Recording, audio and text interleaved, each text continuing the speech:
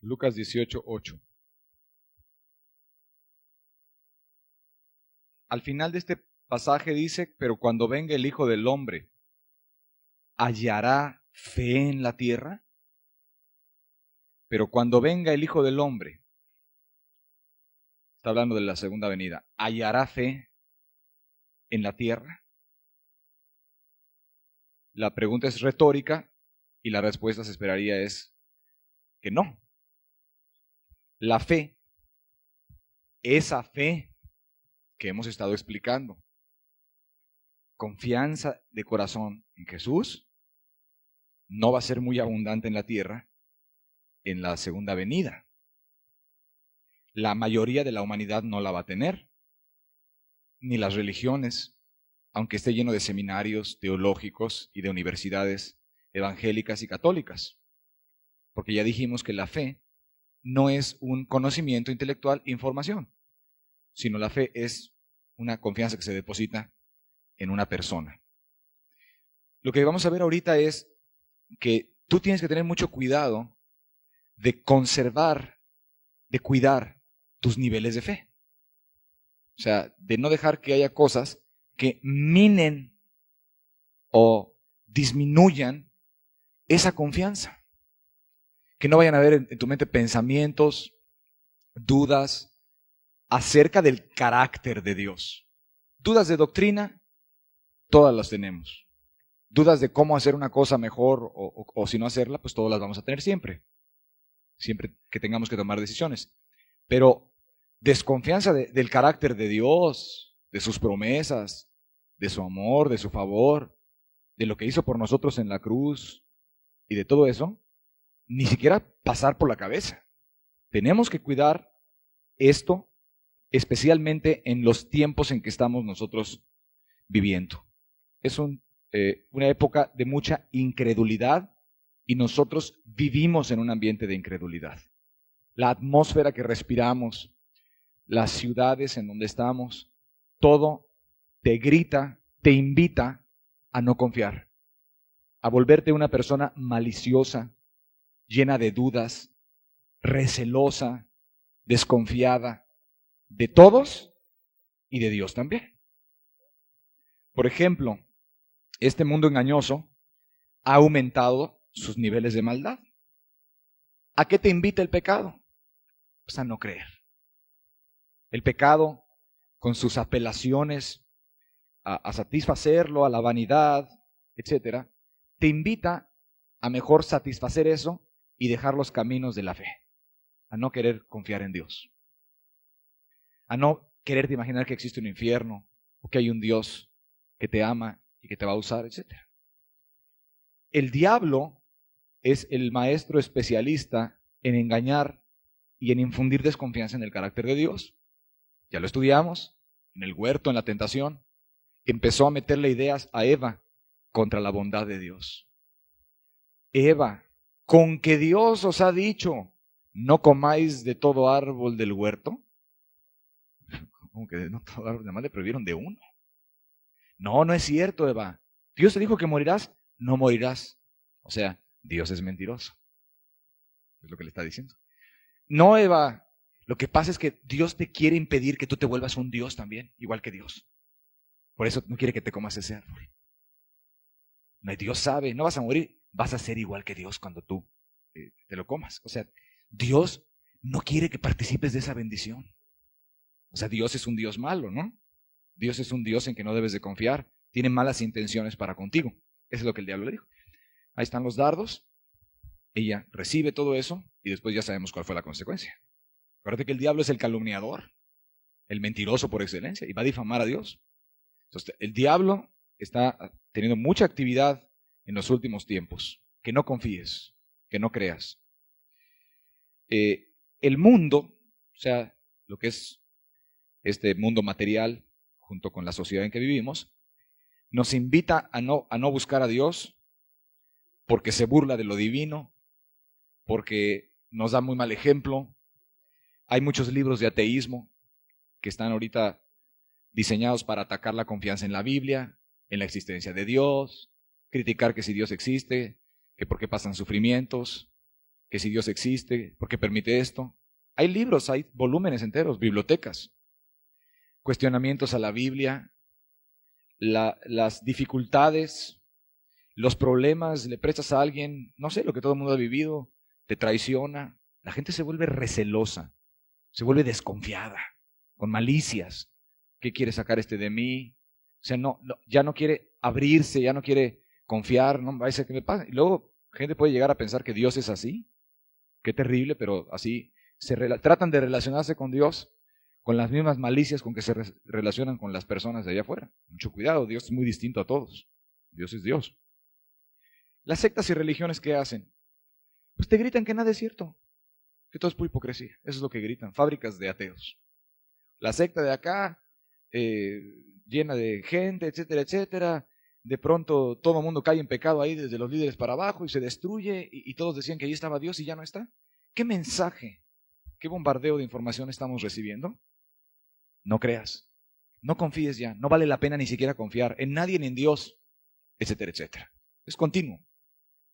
La secta de acá trabaja, la secta de acá crece, los testigos de Jehová tienen casi 500,000 personas en México ya, la religión mayoritaria, estaré bien, estaré mal, puro bombardeo para no creer, pura hipocresía. Si tú has sido en cierta forma afectado en tu vida pasada por una secta o por un líder charlatán o por un líder que simplemente no lo era, eso también te puede minar, te puede dejar así como medio dañado, como que no quieras ya luego confiar en Dios. Pues tienes que tener mucho cuidado y con Dios tienes que ser muy abierto y poner tu confianza en Él. Las controversias doctrinales, ¿te das cuenta? Hemos hablado del Evangelio hoy. Creo que Dios nos lo hizo bastante clarito hace rato. El Evangelio, ese es el Evangelio de Jesucristo. Te podrá sonar muy complicado, no sé, o muy maravilloso. En verdad, para mí también siempre es maravilloso hablar de estas cosas. Pero es que ese es el Evangelio que siempre ha habido. Es lo que siempre creyeron los cristianos y es lo que predicaron. Es lo que hay detrás de un Romanos 10:9, de la confesión y de la fe y todo eso. Entonces, las doctrinas básicas, todo el mundo las sabía. Pero fíjate con qué dificultad, ¿no? Se puede llegar a tener una claridad de esas doctrinas. Y cómo todas las controversias doctrinales pueden llegar a desanimar a la gente. Bueno, que si el verdadero evangelio está aquí, que si el verdadero evangelio está acá, que si los de aquí, que si los de acá, que si las manifestaciones del Espíritu son estas, o que si son las otras. Descrédito de falsos ministros, descrédito a buenos ministros, como Cristo dijo que iban a ser calumniados. En lo sobrenatural una gran charlatanería, que resultó que los milagros de fulano siempre no eran, que los de fulanita pues a lo mejor no eran. Entonces, pues a lo mejor lo sobrenatural no existe, ¿no? Y por consiguiente, pues tampoco Dios. Entonces, para abajo siempre la fe. O sea que Satanás está atacando ese punto. Tú sabes que cuando la gente se amarga también, uno de sus frutos es la malicia. Y la malicia es la negación de la fe. Malicia quiere decir una desconfianza injustificada. Eso quiere decir malicia. Desconfianza injustificada. ¿Hay que desconfiar del que me hizo algo? Pues claro que sí, a menos que sea yo tonto. Pero del que no me ha hecho nada y me muestra todo bueno hacia mí, porque he yo de desconfiar de esa persona, ¿no? Y en este caso estamos hablando de Dios, que al contrario, ha sido buenísimo con nosotros. Ahora, la amargura ahorita es muy común, porque hay mucha violencia, hay muchas injusticias que oprimen a la gente, no existen sistemas jurídicos aquí que apoyen a las personas, a quien quiera le roban, lo despojan, le quitan, le asesinan a un familiar, cosas así. Y si va a los tribunales nunca va a tener respuestas. ¿Qué engendra eso en esta humanidad? Mucha malicia, mucho odio, mucha amargura. Están los corazones ya bien recelosos a devolver su casa que les quitaron, fueron a los tribunales y se vendió el ministerio público y su abogado también y les quitó además otros 20 que invirtieron para recuperar la casa y luego terminaron ellos encarcelados. O sea, es tremendo lo que la gente está viviendo ahorita. Violencia, peligro, inseguridad. ¿Qué crea? La gente ya no quiere ni salir. Recelo, ya te toca alguien a la puerta a venderte algo y ya no le crees. Dices, no vaya a ser un ratero, no vaya a ser un ladrón, no vaya a pasar lo que le pasó el otro día que viene el periódico en otra colonia. O sea, con mucha cautela que a veces se convierte en un gran odio y amargura y lleva al recelo. Las desgracias, dice que por haberse multiplicado la maldad, la Escritura dice que se enfriará el amor de muchos y ahorita la gente ya no te atiende igual. Ya la gente ahorita le pides un favor en la calle, oiga, ¿dónde queda esta calle? Ya no te contestan, mejor no vayas a ser tú el ratero, o ya les han sacado un cuchillo por hacer esas preguntas. O sea, toda esa atmósfera, pues es una atmósfera anti-fe, es una atmósfera de incredulidad, y nosotros debemos de guardarnos de esas influencias y debemos de mantener ardiendo la llama de nuestra confianza en Dios con mucho cuidado. Aprender a detectar cuando nuestra confianza está disminuyendo o qué cosas me quieren minar. Pensamientos de dudas en la confianza en Dios, en la veracidad de su evangelio, en la veracidad de la Biblia, en la veracidad doctrinal de aquello que tú ya has visto que esté aquí en la Biblia. Tienes que tener cuidado de ni siquiera entretener ese tipo de cuestionamientos, porque es lo mismo que entretener cuestionamientos de cualquier otro pecado, que quizás hasta menos peligroso sea. O sea, debes de desechar ese tipo de dudas acerca del amor de Dios para con tu vida, como desechas los pensamientos de robar o de matar. ¿Ok? Vamos a ver otro punto. Aquí termino un punto. O sea, estamos hablando de nosotros debemos cuidar, nutrir la llama de la confianza y evitar ser influenciados por todo lo que nos quiera minar, desgastar nuestra confianza en Dios. Vamos a decir como que cuidar a un pequeño tesoro, ¿no? O como cuando alguien enciende una vela y empieza a soplar viento por la casa, que no hay luz, y ves que cubren, protegen la llamita de la vela, porque esa luz es muy necesaria en esa casa, ahorita. Entonces la cubren, le ponen un vaso o le ponen las manos, le hacen así, para que ese aire, ese viento helado, no vaya a apagarla de un momento y toda la casa se quede oscura. Así, porque en ese momento la gente considera valiosa la lumbre. Así también la llama de la fe, hay que protegerla. Hay que identificar, a ver, cuidado con esto. A ver, estas ideas que me están viniendo, vamos a analizar qué es realmente el punto. ¿Esto es simplemente análisis doctrinario o ya me están viniendo dudas, así como que no me tengo yo que arrepentir nunca o creer en Cristo? Cuidado, porque Dios ya no me ama porque tuve un problema. Cuidado, paras en seco los pensamientos. No deis lugar al diablo, dice la Biblia. Ahora, el punto siguiente es este. Lo que le puede hacer a tus reuniones una atmósfera de incredulidad.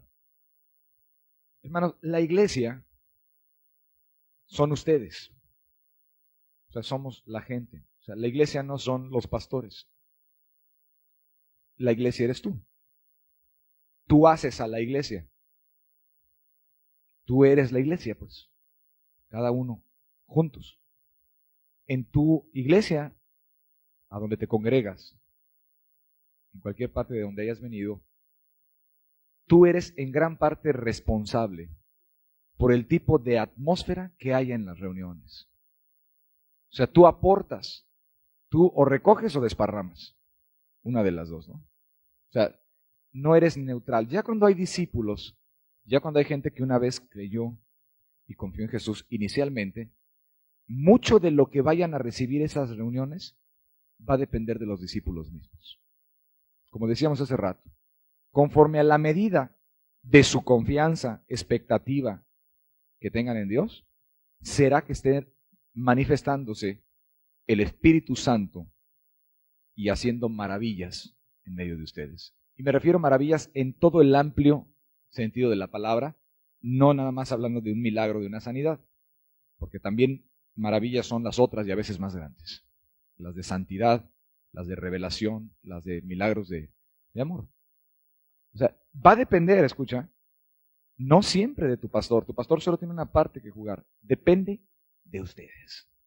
Conforme a tu medida de confianza en Dios ese día, conforme a tu expectativa de recibir, será que el Espíritu Santo utilizará a cualquiera que esté predicando en ese día. Esto es muy importante. Dice el libro de Gálatas, aquel pues que os suministra el Espíritu y hace maravillas entre vosotros, ¿lo suministra por las obras de la ley o por el oír con fe? Está hablando ahí de la ceremonial, obviamente. Pero dice, ¿cómo les era suministrada a esa congregación de Gálatas el Espíritu para hacer maravillas en medio de ellos? por el oír con fe. Ahora ellos ya eran salvos, no le está predicando el evangelio. Es que hay que seguir oyendo con fe. No nomás el día que te predicaron a Cristo crucificado. Se sigue oyendo con fe. O sea, siguen oyendo la palabra de Dios y viendo las promesas, viendo el mensaje, viendo qué está hablando Dios a su vida, con confianza en Dios, con expectativa de recibir de Dios, de agradarlo, con esa actitud que a Él le gusta mucho. Y entonces era suministrado el Espíritu en esas reuniones y en las vidas a través de esas reuniones, y hacían maravillas entre ellos. Maravillas de todo tipo. Maravillas de intercesión. Porque maravilloso es que una persona pueda interceder 4 horas. Eso es maravilloso, sinceramente hablando. Maravillas de adoración, en donde no deja de venir la revelación del Espíritu por horas a veces. Puede seguir horas, otras. Hace rato nos pudimos haber seguido aquí otra hora, hablando yo y escuchando ustedes y entendiendo todos. Por el Espíritu. Eso lo hace el Espíritu, no lo hace la habilidad de oratoria del predicador. ¿Sí me estás comprendiendo? O sea, no es un método, ¿no? Eso lo hace el Espíritu. Maravillas de revelación, maravillas de entendimiento, maravillas de santificación o maravillas de los dones del Espíritu también. El caso es, aquel que os suministra pues el Espíritu, ¿cómo lo haces? ¿Cuál es el procedimiento a seguir? ¿Guardar la ley mosaica, ceremonias? No. Lo hace por el oír con fe, esas maravillas. La congregación vivía viendo maravillas de todo tipo. Maravillas de conversión, maravillas de convicciones de pecados, que son maravillas, porque son divinas, son dadas por Dios, no son naturales. Nadie puede hacer que los impíos se vuelvan gente santa, más que Dios. Y de eso depende de que esté el Espíritu. Y la presencia del Espíritu depende de que haya confianza en el corazón de los salvos. O sea que ustedes tendrán las reuniones que ustedes quieran tener. Y tendrán tantas bendiciones como ustedes quieran confiar en Dios que van a tenerlas. O sea, básicamente uno de los grandes reguladores va a ser el hambre y el apetito espiritual que la gente tenga y la expectativa. Hasta ahí los va a bendecir a Dios. Conforme a tu fe va a ser hecho y ni una gota más que eso. Hasta ahí solamente. Entonces, tú tienes mucho que ver en el ambiente que va a haber en la iglesia. Ahora, hoy te quiero mostrar lo que una atmósfera de incredulidad le puede hacer a tus reuniones. Y que no tenga nada que ver tu pastor en eso, aunque tu pastor sea un hombre consagrado, aunque sea tan intercesor como Pablo y viva en tanta santidad como Pedro, ¿sí? Si no está el ambiente adecuado. Vamos a Marcos 6:5. Es cuando él llega a su tierra en Nazaret, y está impresionante, porque llegó a su tierra a la gente que naturalmente él más quería, porque allí se crió, y por puro afecto natural, obviamente, conociéndolos, pues Jesús los quería mucho. Ya sabes que él siempre tenía muy buena voluntad para con todas las personas. Y claro, fue a Nazaret, a donde se había criado, a donde estudió la palabra, con sus compañeritos de escuela, con sus compañeros de trabajo, con los amigos de la carpintería, con los rabinos de la sinagoga. Fue ahí. ¿A qué fue? Pues a lo que iba a todos lados en Israel. A bendecir, a predicar, a sanar, a hacer maravillas. A eso iba. Y ese día no amaneció con menos poder. Es Dios. A eso fue. Y cuando llega, dice la palabra, versículo 5, y no pudo hacer allí ningún milagro, salvo que sanó a unos pocos enfermos, poniendo sobre ellos las manos. Y estaba asombrado de la incredulidad de ellos. Y recorría las aldeas de alrededor enseñando. Pasaje clave. Dios Todopoderoso hecho carne, llegando a su propia tierra, con sus propios amigos, a los que más quería bendecir, y hay un bloqueo para ese poder y para esa bendición que les quería dar. Hay un bloqueo. Y no pudo, de la palabra griega dunamai, de poder, de habilidad, de hacer algo, de ejecutar algo. Y no pudo.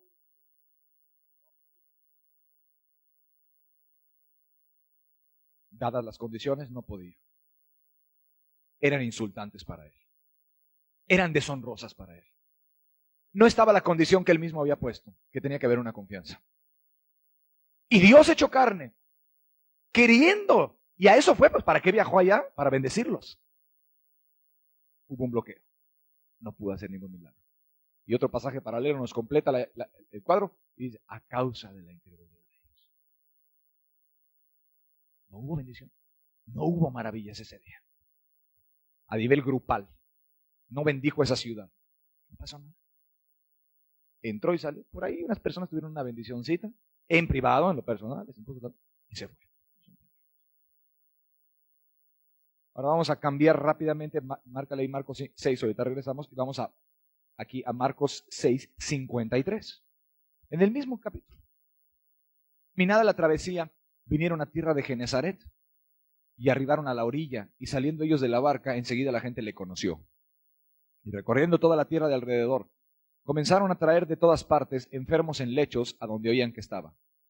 Y donde quiera que entraba, en aldeas, ciudades o campos, ponían en las calles a los que estaban enfermos. Y le rogaban que les dejase tocar siquiera el borde de su manto, y todos los que le tocaban quedaban sanos. ¿Cuál es la diferencia? En los dos lugares había gente necesitada. ¿Cierto o no? En los dos lugares estaba el mismo Dios. Ese mismo Dios a los dos lugares quería bendecir, porque para eso vino a bendecir, su buena voluntad. Los dos mismos días tenía el mismo poder y quería hacer lo mismo. Y ahí estaba, demostrándolo. Y en uno, tú ves muchas maravillas y en otro, no hay maravillas. ¿Cuál es la diferencia? La actitud de las personas. Dios es muy sensible a la actitud interna del corazón de una persona. Si se confía o no se confía. Tú sabes, Jesucristo es el mismo ayer y hoy y por los siglos de los siglos. Él no cambia. Puede bendecirlos. Entonces, una atmósfera de incredulidad no es cualquier cosa.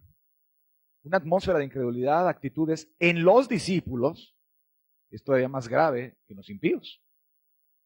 ¿Estás comprendiendo? Porque se esperaría del impío, bueno, pues que impiedades salgan de él en todo caso. Pero de su propio pueblo, de los que son los herederos, ¿qué pasó? Es el mismo. Aquí el problema, te lo quiero poner en otras palabras, no era del predicador. El problema aquí no era el predicador. Aquí sí estoy seguro que no era el problema. Podría ser en otras ocasiones, pero este día aquí el problema no era el predicador. No amaneció Jesús con menos unción, no tuvo problemas para preparar su mensaje, no es que no sabía cómo decir o bendecir. Pero mi Biblia dice, no pudo. No hizo ningún milagro. Y se fue luego además. Y recorría las aldeas de alrededor. Alrededor se fue luego, vamos para afuera. Aquí yo no tengo nada que hacer. Tú fíjate luego en Lucas 4, si lo quieres estudiar en tu casa, cómo cuando él llegó a Nazaret y se paró en la sinagoga, leyó el pasaje de Isaías, dijo, el Espíritu está sobre mí, me ha ungido para dar buenas nuevas. Ya todos conocían lo que él andaba haciendo por todo Israel y de inmediato dijo, hoy se ha cumplido aquí esta escritura, delante de vosotros. Aquí estoy. O sea, aquí está la bendición. Ya oyeron y todo. Y toda la gente daba buen testimonio de Cristo, dice Lucas. Ay, ¿cómo? Y estaban admirados de las palabras de gracia. Dicen, pues el carpintero, ¿qué le pasa ahora? De pronto está enseñando. Y Jesús percibe la incredulidad de ellos en él como el Mesías, como el enviado a bendecirlos. Él la percibió. Y estaban esperando ya alguna señal. ¿Sí? Pero en incredulidad. Como diciendo, pues a ver si hace una señal de las que ha hecho por allá. Y de inmediato tú ves un Cristo enfurecido ahí. Si te puedes hasta sacar de balance ese pasaje. ¿Por qué actuó tan agresivo Cristo ese día? Sin duda diréis, médico, cúrate a ti mismo, de tantos señales que se han oído que has hecho acá, haz también aquí en tu tierra. Y él mismo ya, nada más conociéndolos y viendo las actitudes, los empieza a reprender. Pues de cierto les digo que había muchas viudas en el tiempo de no sé quién en Israel, pero a ninguna de ellos fue enviado, sino nada más aquella.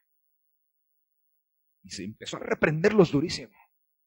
Diciendo, pues gentiles reciben milagros de Dios y ustedes no van a recibir nada, porque no ponen su confianza en quien yo soy, porque no creen que yo soy la expresión de la buena voluntad y enviado a bendecirlos. Se enfurecieron, lo iban trepando a un monte a aventarlo desde arriba ya. Percibía muy bien lo que había en el corazón de la gente. Esas actitudes no solo bloquean las maravillas de Dios, no solo contristan al Espíritu, no solo hacen que Jesús se vaya a las otras aldeas, como dice ahí, sino que además mereció serias reprensiones a ellos contra ellos. Porque tenían todo para nada más depositar su sencilla confianza en Él. Así es que, hermanos, ustedes van a tener las reuniones que ustedes quieran. Ustedes van a tener las reuniones que ustedes tengan la confianza en Dios y que ustedes le pidan a Dios. De ese tamaño van a ser. No van a ser más grandes, no van a ser más chicas. Pueden tener la gloria de Dios desde el primer día hasta el último del año en su iglesia en donde estén. Que no haya un solo domingo en donde no baje la gloria de Dios y pasen una u otra maravilla. Que Dios atraiga gente. Como le está pasando ahorita al hermano Sergio Canavati ahí en Torreón, que ya tiene 140. Entonces está invadiendo ahí la gente. Llegan 20, 30, se añaden cada día a oír la palabra. No se han salvado, pero ya es una maravilla. Es una maravilla que en este tiempo la gente quiere oír la palabra de Dios, sobre todo como la predica Él, la predica fuerte. Está viendo maravillas. Y cada domingo ve maravillas. Y está predicando y la gente impía y los de la secta de amistad ahí, que muchos son de ahí, están llorando, están impresionados. Llegan familias. Es una maravilla. Y lo va a seguir viendo cada domingo. Porque allá no depende de nadie más que de Él. Porque Él es el único que es cristiano ahí. Él es el que se espera que tenga confianza en Dios. La otra gente pues apenas está entendiendo. Pero donde hay discípulos, el problema no es el impío. Si aquí vienen mañana 200 impíos a la reunión de domingo y todos están bien impíos, pues ya sabe Dios. Dios no se enoja porque están impíos. O sea, en el sentido de que, pues están aquí, está contento porque los trajo para salvarlos. Está enojado con las maldades que hacen, pero no porque vinieron a oír la palabra. Está enojado. Dios está contento.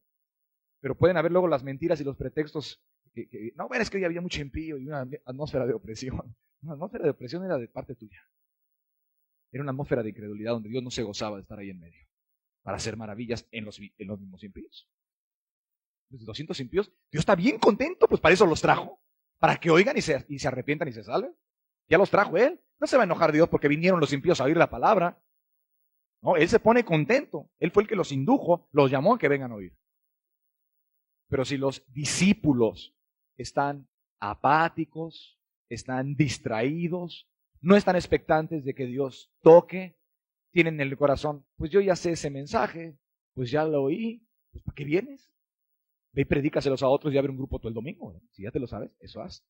Y si no ven, gózate, intercede por los impíos mientras están ahí, ve que más pescas, porque nadie sabe nada como debe de saberlo, dice el apóstol Pablo, y al final a ver qué hacemos para ayudarlos a ellos. ¿No? Pues esa es la situación. Muy sensible a las actitudes. Si el discípulo está sin esperar nada, si empieza la adoración, si empieza la alabanza, y el discípulo no trae nada por qué darle gracias a Dios en su corazón, o empieza a no cantar, o a no testificar de Dios, porque también ya dijimos que es una forma de testimonio público el adorar a Dios en público. Entonces dejan solo a la persona que está ahí en la guitarra, a la hermana. ¿Sabes? Empieza de pronto a sentirse una atmósfera pesada. Y de pronto no hay bendición. ¿Por qué? ¿A poco Dios ese día dijo, hoy no quiero dar bendiciones los domingos? Por favor, hombre, ¿en quién crees? Dios no cambia. Dios siempre se quiere glorificar y siempre quiere bendecir. Hay un problema. Y es un problema en el corazón. Es un problema en las actitudes. En otras palabras, una atmósfera de incredulidad generada por los discípulos puede provocar la mayor oposición al que está predicando la palabra. Puede bloquear las maravillas del Espíritu Santo y ahuyentar su presencia de Dios como ninguna otra cosa. O sea, que Dios diga, no quiero nada que ver con ese día. La incredulidad, si bloquea el poder de Dios, como estamos viendo en Marcos 6, entonces no bendice Dios las actividades de ese día. Eso es muy importante. No hay bendición en nada. No hay bendición en la alabanza. No hay bendición cuando se les predica al final. No hay bendición en la enseñanza. Y no importa si el predicador trajo palabra bien y oró y intercedió. Porque aquí el predicador era muy bueno. Se llamaba Jesús de Nazaret. Nadie le gana. Y ese día no se pudieron hacer las maravillas. Esto no es disculpa para ningún predicador. ¿Sí? Pero cuando un predicador sabe que se preparó bien, y sabe que estudió bien, y sabe que trae el tema adecuado, y la atmósfera está mal, y hay discípulos, el problema no está en el predicador. El problema está en las actitudes de los discípulos. El que conmigo no recoge, dijo Cristo, desparrama. Si no está juntando con Cristo, si no está apoyando lo de Dios, si no está expectante al mensaje, o si ya se lo sabe, viendo qué más aprende de él, y si no tiene ya nada que aprender verdaderamente, lo cual sería imposible, bueno, pues entonces intercediendo por el impío, ¿no? O alguna cosa. Si no está con Cristo recogiendo, está realmente estorbando la bendición. Una cosa así, una actitud así, debería de combatirse como una de las peores plagas. Porque fíjate ya nada más qué efectos tiene. Dios no suministra el Espíritu, no bendice las actividades y no hace maravillas. Vamos a poner un ejemplo para que me comprendas mejor.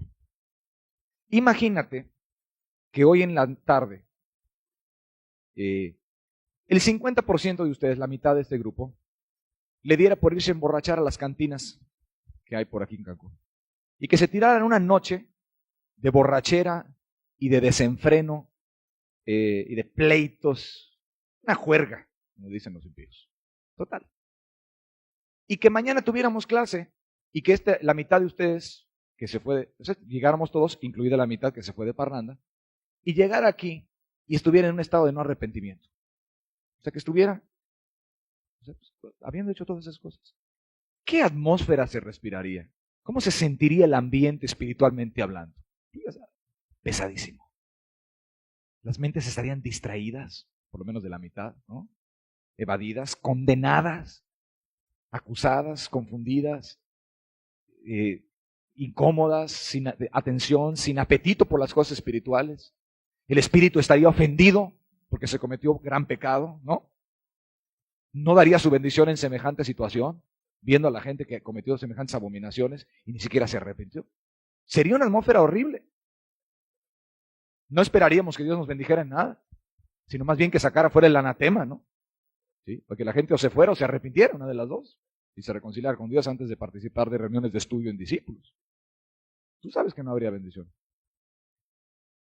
Ahora bien, imagínate ahora que en vez de tirarse la parranda en la noche, un lunes se la tiran aquí. Justo cuando está predicando o enseñando el pastor. Y al momento en que está enseñando, están tomándose la cerveza, pegando la carcajada, diciendo una leperada, contando un chiste por ahí obsceno, con lujurias y lascivias. ¡Blasfemia!, dirías tú. ¿Cómo? Ahí mismo en el acto de estar predicando. Sí, en el acto. ¿Una blasfemia eso? ¿Qué se esperaría? Que se abriera la tierra y se los tragara a todos. No ninguna bendición de Dios. Que Dios no quisiera nada que ver con ellos. Bueno, imagínate tú que se está predicando o enseñando y la gente está en el mismo acto de cometer el pecado de incredulidad. Es peor que todas esas cosas juntas. Para que lo comprendas bien. O sea, imagínate cuando se está enseñando, la gente no tiene expectativa, no tiene confianza que Dios las va a bendecir, que las va a ayudar, sino están todos llenos de incredulidad, de derrota, pues yo no sé si esto, distraídos, de una forma ofensiva a Dios. Es peor la incredulidad, ¿sí?, que la fornicación. Es peor que la borrachera. Según la Biblia la condena más todavía. Porque lo hace en el Nuevo Testamento el pecado por excelencia que condena. El que no cree ya ha sido condenado, dice. Para demostrarte, yo creo que gran condena. Y la ira está sobre él en forma especial y manifiesta por cometer ese pecado. Por eso puede haber un ambiente muy pesado para predicar. Y Dios detener sus bendiciones y no suministrar el Espíritu, ni hacer maravillas, ni bendecir las actividades, porque haya 10, 20, 40 que están insultando en la cara a Dios. Porque Dios es muy bueno, los quiere bendecir y están ahí todos llenos de desconfianza y de malicias en su corazón. Un pecado así, un pecado raíz, es sumamente condenable. Deshonra a Dios, lo llama mentiroso en su cara. Y en el Nuevo Testamento el pecado por excelencia es la incredulidad. Entristece la presencia divina como pocas cosas y bloquea totalmente que Dios actúe y el poder de Dios. Y hermanos, si no va Dios a hacer algo con su poder, ¿a qué venimos? Sinceramente hablando. A llenarnos de información la cabeza, muchos libros ya hay y están bastante buenos. ¿Cierto o no es cierto? Quizás lo que tu pastor vaya a decir ese día, pues ya te lo sabes. O ya está en 1000 libros, hombre, y a lo mejor hasta lo explican mejor. Si no va a haber una manifestación de su poder, de su gracia, de su presencia, ¿a qué venimos? Estamos perdiendo el tiempo. El único efecto que van a tener las enseñanzas será volvernos rutinarios, religiosos, apáticos, y más endurecidos, ya endurecernos de tanto oír siempre las mismas cosas hasta que ya no tengan ningún efecto en nosotros. Eso es lo que sucede cuando no está el Espíritu Santo. Así es que este pecado de incredulidad, que es más ofensiva a Dios que las blasfemias esas que te puse como ejemplo hace rato, imagínate que tú estés con tu horrible incredulidad a la hora de un culto. siendo ya discípulo, o con desconfianzas, o sin una expectativa, pues eso es igual hasta que estuvieras emborrachando aquí. Porque dice que el que no cree ha llamado a Dios mentiroso. Estás diciendo que Dios es un mentiroso. Yo no creo que la verdad tú me puedas hoy bendecir, Señor. Estás diciendo a Dios que es un mentiroso porque Él ha dicho aquí que sí. Yo no creo que tengas buenos planes para ti, para mí el día de hoy, Señor. Pues Él le ha dicho que sí, tú le estás diciendo que es un mentiroso. Estás llamándole a Dios en tu cara mentiroso. Esa desconfianza es un pecado terrible. Es un pecado destructivo. Te condena y además te hace culpable de que la presencia de Dios no venga. Así es que hay que combatir esa atmósfera de maldita incredulidad y cada quien tiene que hacer en su propia vida para comenzar. En otras palabras, cuídate de este pecado de incredulidad como te cuidas de los pecados de las obras de la carne de Gálatas 5, como te cuidas de los adulterios, como te horrorizas de la pornografía y del homosexualismo y del hurto y del homicidio y de la borrachera, como te horrorizas de eso. Horrorízate 100 veces más de la incredulidad y no permites que penetre tu corazón ni tome posesión de tu persona. Porque es un pecado, no es una falta, ¿ok? No es un detalle, etc. Cuando es la incredulidad que expliqué hoy. Cuando hay dudas de que, bueno, será la voluntad que Dios sane o no, esa es otra cosa. Esas dudas sobre la voluntad de Dios, porque no conoces exactamente cuál es la voluntad para el caso específico, bueno, eso cualquier. Si dudas de que Dios pueda sanar, ahí sí estás mal. Ahí sí estás mal. ¿Podrá Dios? No, poder puede. Pero si dices, bueno, será su voluntad o no, ok, está bueno. Que si lo llevo al doctor, que si no lo llevo, está bien, no te preocupes de eso, no. Pero que tú no confíes en que Jesús es galardonador de los que le buscan y que te quiere bendecir y que Él te ayuda y que te ama y que murió por ti y eso, cuídate de eso. Porque esa es la misma raíz de la condenación eterna. Ok, termino diciendo lo siguiente en Hebreos 3. Se entendió muy claro las dos diferencias entre incredulidad. Una incredulidad real, el otro son dudas de cosas legítimas, en donde hace falta conocer más exactamente la voluntad de Dios. Pero de lo que está escrito en la Biblia y conoces, no tienes nada que dudar. Si aquí la Biblia promete que Dios quiere santificarte y que te va a librar de tentación, pues ya, ahí no tienes nada que dudar de Él. A menos que digas que es un mentiroso, que no cumple lo que Él dice. O que no puede hacerlo, porque le ha de faltar poder. ¿Se ha cortado la mano de Dios para salvar? Pregúntale. ¿Se ha cortado? ¿Se ha cortado el Espíritu de Dios? Preguntan los profetas. ¿Son estas sus obras? Como diciendo, pues esto no es lo que Dios hace. Dios hace cosas grandes, poderosas en tu corazón, en tu vida. Te llena de gozo y de paz y de bendición y de fe, de confianza y más confianza. Y te ayuda. Hebreos 3 es una advertencia contra el horrible pecado de la incredulidad. El versículo 19. Y vemos que no pudieron entrar a causa de incredulidad. Y vemos que no pudieron entrar a causa de incredulidad. Para no entrar en mucho detalle, no entraron a unas bendiciones hermosas que Dios les tenía preparados por una razón, por incredulidad. Ya se los había prometido Dios. No entraron. No entraron.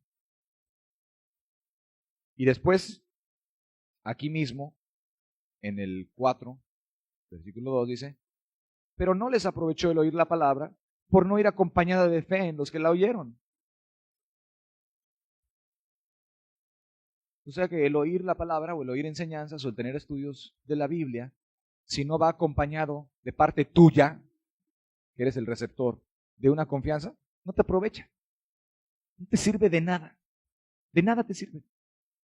Si traes la mente distraída en 1000 asuntos o en 1000 afanes de tu vida personal o de lo que sea, y no tienes una confianza, no te sirve de nada.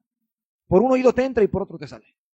No causa ningún provecho espiritual en tu vida. O sea, para propósitos nuestros ahorita, no te engendra más fe. No te hace que tengas más amor.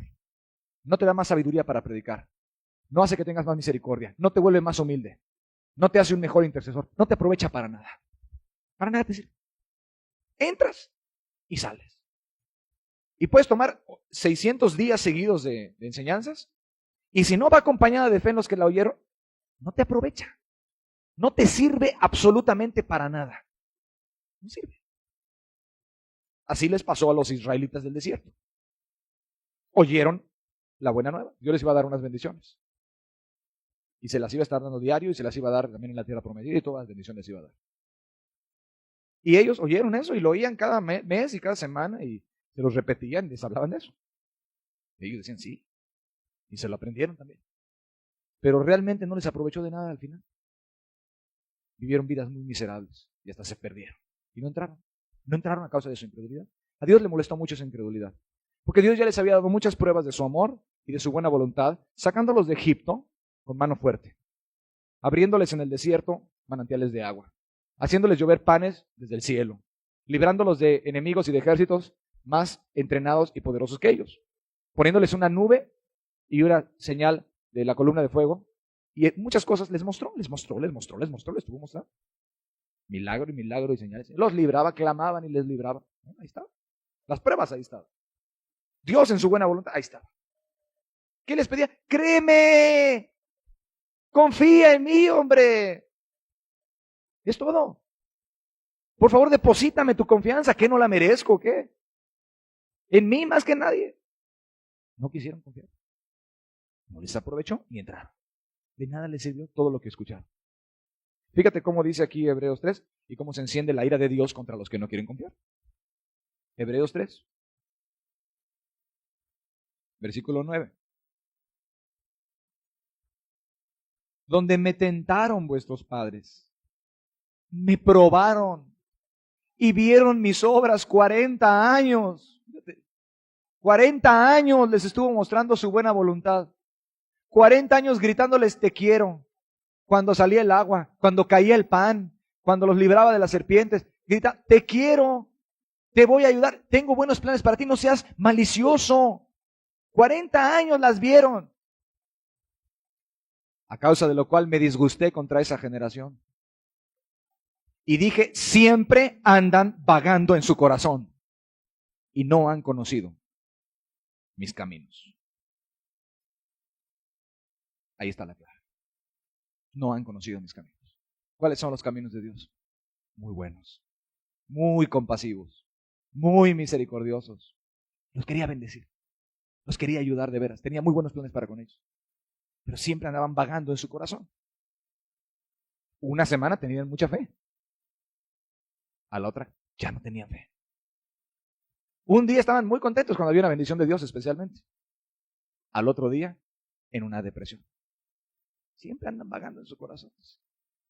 No me puedo ganar la confianza de ellos, por más cosas que hagan.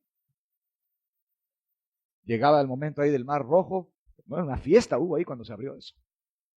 Unos segundos antes habían estado todos ahí, que Dios nos quiere matar, decían. Nos trajo aquí para matarnos Dios. Nos trajo para matarnos, porque vieron una prueba ya, totalmente entrando a un gran decaimiento, a un gran desánimo interior en sus corazones. Empezaban a hablar, empezaban a murmurar, empezaban a quejarse, porque a veces la incredulidad, cuando ya empieza en sus peores formas, empieza a murmurar y empieza a quejarse y empieza con rencillas, con querellas. Esa incredulidad tiene una voz también. Ahí está la voz de la incredulidad. ¿Cómo no? Empezaron a hablar. Espérate, ¿cómo que Dios tiene un mal propósito? Él te trajo aquí, ok, ahorita está el mar, viene un problema, pero Dios te va a ayudar. ¿Y entonces qué pasaba? Se abrió el mar. Y pasaron en seco. Cuando vieron que Dios los había ayudado, cuando vieron que Dios era bueno, hicieron una fiesta. Están bien confiados en Dios. Ya conocieron sus caminos. Dios es bueno. No va a permitir que seamos tentados o probados sin darnos la salida. Tiene mucho poder y nos quiere mucho. Y siguieron. Se les acabó el agua. Hijo, otra vez empezaron a murmurar. En sus corazones, no, ya no me gusta. Ya. Empezaron a contristar a su Santo Espíritu. Se enojó su Santo Espíritu, dice Isaías 63. Ahí andaba con él. Hicieron enojar su Santo Espíritu. Por esa incredulidad, sus actitudes. Dios, paciente, dijo, les voy a dar otra muestra de mi buena voluntad. Les abrió el manantial y salió ahí el agua y sanó las aguas y luego el pan. Y no había sepulcros en Egipto. De inmediato caían a grandes incredulidades ellos. Siempre andan vagando en su corazón, decía. No han conocido mis caminos. No han querido tomarme al pie de la letra seriamente de que yo los amo y aunque haya pruebas yo los voy a ayudar y los voy a llevar hasta el fin de este camino y los voy a meter a donde yo dije que los voy a meter. A la tierra prometida. Ahí donde dije, ahí los voy a meter. Finalmente llegaron después de muchos años a la tierra prometida. Vieron otra dificultad. Después de haber visto tantas cosas que Dios los amaba y era muy poderoso. ¿Y qué hicieron? No podremos entrar ahí. Es tierra de gigantes. Somos como saltamontes, como chapulines, langostas delante de ellos. Nos van a hacer pedazos. Y Josué y Caleb hicieron callar a la gente. Cállense ya la boca. Y Dios dijo, ¿hasta cuándo escucharé esta multitud depravada y perversa? Dice, que siempre está querellándose en su corazón contra mí. Estaban ahí en su corazón, empezaban a hablar, porque de la abundancia del corazón habla la boca. No, este ya no es cierto. Híjole. Entonces un día, por tanto tiempo que fueron incrédulos, llegó al límite. Dijo, siempre andan vagando en su corazón, no han conocido, no han querido recibir mis pruebas, mis bendiciones que yo les doy. Juró en su ira, no entrarán en mi reposo. Esa incredulidad llegó hasta el límite a Dios. No van a entrar. Se perdieron. La incredulidad es el gran pecado que condena. Acuérdate. Es el gran pecado, dice San Juan. Mucho cuidado con pensamientos contrarios a Dios. Mucho cuidado con pensamientos de dudas de la Biblia, de dudas del Evangelio de Jesucristo. Mucho cuidado de la buena voluntad de Dios, de que te ama. Mucho cuidado con dudar de sus promesas, porque Dios no es ningún mentiroso. No permitas que entre eso. Porque ese era el problema. Siempre vagando en tu corazón. Un día, bien bendecidos. ¿Tú crees que la presencia del Espíritu Santo no estuvo ahí en ese desierto? El Espíritu Santo estaba con ellos, dice Isaías 63. Ellos sabían lo que era una buena reunión. Un momento como el que tuvimos hace rato, donde hay revelación. Ellos sabían eso. Y ese día estaban bien. Pero búscalos en un mes. Búscalos en 3 meses. Cualquier cosita. Y otra vez a vagar para el otro lado. ¿No? Como la onda del mar, para este lado. Si me ama, no me ama. ¿Me tiene buena voluntad? Ya no sé. ¿Qué pasa? ¿Murió o no murió por ti? ¿Te tiene buena voluntad o no te tiene buena voluntad? Te la he demostrado. Claro que esos hebreos no tienen las pruebas tan grandes de amor que nosotros tenemos ahorita. Nosotros tenemos mucho más grandes pruebas de amor. Porque nosotros sabemos que Jesús murió en la cruz por nosotros. Tenemos el testimonio de las Escrituras. ¿Cierto o no es cierto? Esas son cosas muy grandes. Su buena voluntad no se puede dudar. Tenemos la Biblia entera y muchas cosas y la providencia en nuestras vidas. ¿Cómo dudar de que Él me ama? No dudes nunca de eso. No dudes nunca de su buena voluntad para ti. Porque si tú dudas de esas cosas, se contrista el espíritu.